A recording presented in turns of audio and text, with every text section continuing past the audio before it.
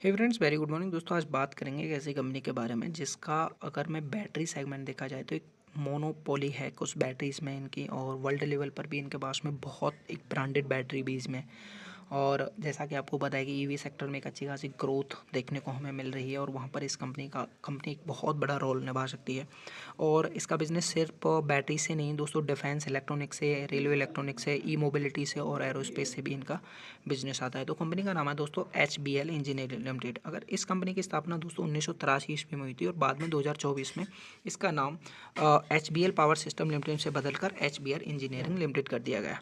अगर मैं इसके कोर बिजनेस की बात करता हूँ तो दोस्तों इनका कोर बिजनेस जैसे बैटरीज़ हैं, इनके पास में निकल कैडमियम बैटरीज़ हैं जिनका ग्लोबली अगर मैं देखा जाऊँ तो इस बैटरीज़ का दूसरा नंबर है कंपनी में। कंपनी जो है एक वर्ल्ड क्लास लेवल की बैटरीज़ बनाती है, और उनका पूरे वर्ल्ड में दूसरा स्थान है इनका निकल कैडमियम बैटरीज़ में। अगर VRLA लेड एसिड बैटरी देखा जाए, VR मतलब valve regulated lead acid battery है इनका, इंडिया में तीसरा नंबर है। और PLT बैटरीज देखा जाए तो प्योर लेड टिन बैटरीज इनकी मोनोपोली है इंडिया में। वहीं डिफेंस इलेक्ट्रॉनिक्स में देखा जाए तो जैसे secure radio, surveillances and weapon system और कवच एंटी कोलिजन सिस्टम ये बना के देती है। रेलवेज इलेक्ट्रॉनिक्स में signalling, safety, backup and power system जो इनका रहता है रेलवे इलेक्ट्रॉनिक्स के लिए ये प्रोवाइड कराती है। ई मोबिलिटी से भी इसका बिजनेस है। और दोस्तों एरोस्पेस में जैसे एयरक्राफ्ट बैटरीज एंड इलेक्ट्रॉनिक्स से इसका बिजनेस आता है। वहीं अगर मैं दोस्तों रेवेन्यू की अगर बात करता हूँ तो इनका रेवेन्यू आता है, प्रोडक्ट सेल करते हैं क्योंकि इसमें बैटरी की सेल होती है, इलेक्ट्रॉनिक्स आइटम की होती है और ईवी सॉल्यूशन की होती है। Government contract and project, railway, defence, इनका जो रेवेन्यू यहाँ से मिलता है। एक्सपोर्ट सेल जो होती है इससे रेवेन्यू आता है। और आफ्टर सेल एंड सर्विस जो इनके AMC कॉन्ट्रैक्ट होते हैं, AMC मतलब एनुअल मेंटेनेंस चार्जेज होते हैं, उससे इनका रेवेन्यू मिलता है। वहीं में दोस्तों अगर मैं इंडस्ट्रियल बैटरीज़ की अगर आप ग्रोथ देखते हैं 74% 23 में हुआ करती थी, जो कि Q1 FY25 में देखा जाए तो ये 64% तक की ग्रोथ देखने को मिली है। वहीं डिफेंस एविएशन में अगर देखा जाए जो ग्रोथ FY23 में 13% हुआ करती थी वो 18% हो गई। इलेक्ट्रॉनिक्स में देखा जाए तो दोस्तों FY23 में ये 10% से और अभी FY25 में 17% हो गई है। और इलेक्ट्रॉनिक ड्राइव ट्रेंड्स में अगर देखा जाए दोस्तों यहाँ पर एक इन्हें बहुत बड़ा उछाल देखने को मिला, 300% तक की ग्रोथ यहाँ से इनको आई है। HBL का मोबिलिटी डिवीजन हैवी ट्रक्स के लिए पूरी एक इलेक्ट्रिक सिस्टम बनाता है जिसमें बैटरी, मोटर और कंट्रोल सिस्टम होते हैं। तो इसमें इनका एक अच्छा खासा बिजनेस है, इसीलिए यहाँ से एक इसमें 300% तक का उछाल देखने को मिला है दोस्तों। आप यहाँ से अंदाज़ा लगा सकते हैं कि हर एक सेगमेंट में इनकी अच्छी खासी ग्रोथ देखने को मिली है। वहीं दोस्तों इसके मैं कम्पिटिटिव एडवांटेज की बात करूँ, पहले तो मैंने बताया कि निकल कैडमियम इनके पास में बैटरी होती है, उनकी एक वर्ल्ड में एक दूसरा नंबर आता है इनका। ग्लोबल लीडर है दोस्तों, इससे पता चल गया। मोनोपोली है दोस्तों इनकी PLT कवच में। डाइवर्सिफाई पोर्टफोलियो देखा जाए तो डिफेंस में, रेलवे और EV में इनका एक डाइवर्सिफाई पोर्टफोलियो है। हाई एंट्री बैरियर इंडस्ट्री के लिए भी है। पावर सेक्टर में जैसे देखा जाए तो NTPC और PGCIL कंपनी जो है ये VRLA2 निकल कैडमियम की तरफ अपना जो है शिफ्ट हो रही हैं, क्योंकि इनकी जो निकल कैडमियम बैटरी है इनकी एक clear reliability and long life होती है, इसलिए इनको यहाँ पर शिफ्ट होना पड़ रहा है। और दोस्तों अगर देखा जाए फ्यूचर ग्रोथ अगर ड्राइव की बात करते हैं, इनके पास में एक बहुत बड़ा जो ये रेलवे के लिए जो कवच बना के दे रहे हैं, यहाँ से इनका एक बहुत बड़ा रेवेन्यू इनको यहाँ से आने वाला है।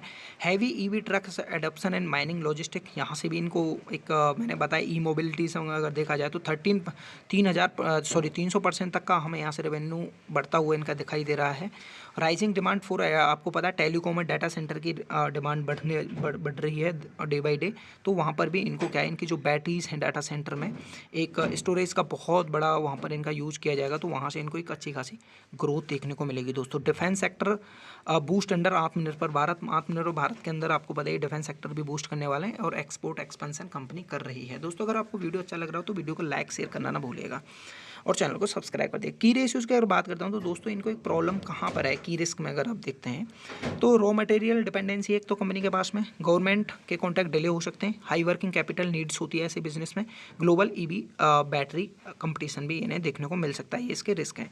इसके बाद में जियोग्राफिकल अगर देखा जाए तो दोस्तों डोमेस्टिक से 87% रेवेन्यू आता है, एक्सपोर्ट से इनका 13% रेवेन्यू मिलता है। और दोस्तों इनका जो इंडस्ट्रियल बैटरी एक्सपोर्ट अगर देखें lead acid plus nickel cadmium में 40% से ग्रो हुआ है बिजनेस, और निकल कैडमियम प्लेट बिजनेस ग्रो हुआ है इनका 30% ईयर ऑन ईयर इनको देखने को मिला है। जो मिडिल ईस्ट में जो इनका ये इंडस्ट्रियल बैटरी का जो एक्सपोर्ट होता था उसमें 40% तक का उछाल देखने को मिला। आप यहाँ से अंदाज़ा लगा सकते हैं कंपनी का एक एक्सपोर्ट पर भी एक बहुत अच्छा खासा इनको रेवेन्यू वहाँ से भी मिल रहा है।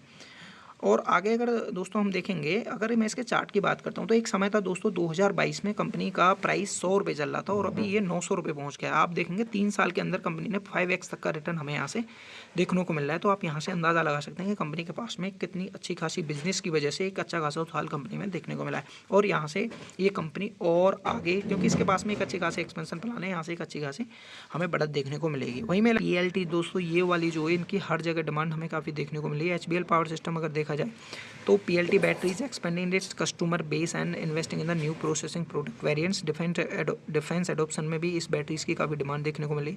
एक्सपोर्ट में भी अगर देखा जाए तो दोस्तों इनकी PLT जो बैटरी इंडिया में जो मोनोपोली है वहाँ से इनकी जो बहुत अच्छी खासी डिमांड इन्हें फॉरेन से भी देखने को मिल रही है। वहीं दोस्तों मैं इसके अगर वैल्यूशन की बात करता हूँ, आप यहाँ से देख सकते हैं 24,000 करोड़ का मार्केट कैप है, 70 का PE चल रहा है। दोस्तों PE ज़्यादा नहीं है क्योंकि इसके पास में बहुत बिजनेस को एक अच्छा ग्रो के चांसेस भी हैं। तो जब ऐसा रहता है बिजनेस के अच्छे खासे तरीके से अगर ग्रो कर रहा हो तो वहाँ पर PE का हाई PE ज़्यादा मैटर नहीं करता। ROC अगर देखा जाए तो 27% का ROC है। ROE देखा जाए तो 20% का ROC है दोस्तों। बुक वैल्यू 53 है और कंपनी के पास में सबसे बड़ी बात है कंपनी के पास में कोई कर्जा नहीं है दोस्तों। आगे अगर मैं इसके प्रॉफिट लॉस स्टेटमेंट की बात करता हूँ तो आप यहाँ से देख सकते हैं टॉप लाइन में लगातार ग्रोथ हमें देखने को मिल रही है। यानी जो 2020 में इनका 1092 करोड़ का जो सेल्स हुआ करती थी, जो मार्च में 1236 हो गई, अभी आप देखेंगे लगभग 2100 करोड़ तक का इसका टॉप लाइन पहुंच चुका है दोस्तों। वहीं ऑपरेटिंग मार्जिन जो कि 7 से 8% हुआ करते थे, 9% के बीच में घूमते थे, वो ऑपरेटिंग मार्जिन यहाँ से 20 से 23 यानी डबल ऑपरेटिंग मार्जिन हमें यहाँ से देखने को मिल रहे हैं। तो आप यहाँ से अंदाज़ा लगा सकते हैं दोस्तों बिजनेस में हमें एक कितना पोटेंशियल यहाँ से दिखाई देता है। प्रॉफिट बिफोर टैक्स अगर आप देखेंगे तो कंपनी का जो 40, 24 और 19, 122, 130 देखने को मिलता था, वो भी लगभग 450 करोड़ तक का इनका प्रॉफिट बिफोर टैक्स जा सका। नेट प्रॉफिट जो 28, 30 और 40 के करोड़ के समथिंग होता था, वो अभी लगभग 350 करोड़ तक पहुँच चुका है। तो यहाँ से इसके पोटेंशियल अलग से दिखाई देती है कंपनी के दोस्तों। वहीं अगर मैं बैलेंस शीट की बात करूँ दोस्तों, कंपनी के पास में अगर आप देखेंगे रिजर्व कंपनी के पास में बहुत अच्छा है, लगभग 1500 करोड़ तक का रिजर्व है। कंपनी के पास में मात्र 70 करोड़ की एक बोरोइंग है जो कि कुछ भी नहीं है। और दोस्तों इन्वेस्टमेंट कंपनी आप देखेंगे 290 करोड़ तक का इन्होंने इन्वेस्टमेंट कर रखा है। और वहीं इसके बाद अगर मैं कैश फ्लो की बात करता हूं तो कंपनी जो ऑपरेटिंग जो इसका मेन बिजनेस है दोस्तों, वहां से एक अच्छा खासा कैश भी जनरेट कर रही है। आप देख सकते हैं यहाँ से 273 करोड़ 250 करोड़ तक का कैश कंपनी ने क्वार्टर ऑन क्वार्टर ये यहाँ से ईयर ऑन ईयर यहाँ से आप देखेंगे तो लगातार कैश फ्रॉम ऑपरेटिंग एक्टिविटी में हमें एक अच्छा खासा उछाल देखने को मिल रहा है। और रेशियोज़ की अगर बात करें तो दोस्तों आपको पता है कि गवर्नमेंट बेस कंपनी है, तो इनके टेंडर होते हैं तो वहाँ पर इनको इन्वेंट्री और इसके जो कैश कन्वर्जन साइकिल है उसमें ज़्यादा टाइम लगता है। वहीं मैं ROC की बात करूँगा तो दोस्तों ROC आप अगर कंपनी का देखते हैं, जो ROC 6, 8, 9, 10 और 12% हुआ करता था, वो ROC भाई 36% और लगभग 27 से 35% तक ROC हमें देखने को मिल रहा है। अभी आप देखेंगे 2024 में 36% तक का ROC यहाँ पे हमें देखने को मिला था। शेयर होल्डिंग पैटर्न में अगर बात करें तो प्रमोटर ने अभी लगभग जो 2022 में इनके पास में 59% तक की जो होल्डिंग होती थी, अभी भी 59% तक की होल्डिंग इन्होंने बनाई हुई है। FI जो कि FI पिछले अगर आप 4-5 क्वार्टर से देखेंगे तो FI ने लगातार सेलिंग की है, लेकिन इसमें FI बिल्कुल अभी स्टेबल है। उन्होंने 4.83% तक की अपनी होल्डिंग को बनाया हुआ है। DI के पास में इनके ज़्यादा होल्डिंग नहीं है। तो अगर आपको वीडियो अच्छा लगा तो वीडियो को लाइक शेयर करना ना भूलिएगा। And thank you for watching this video. जय हिंद।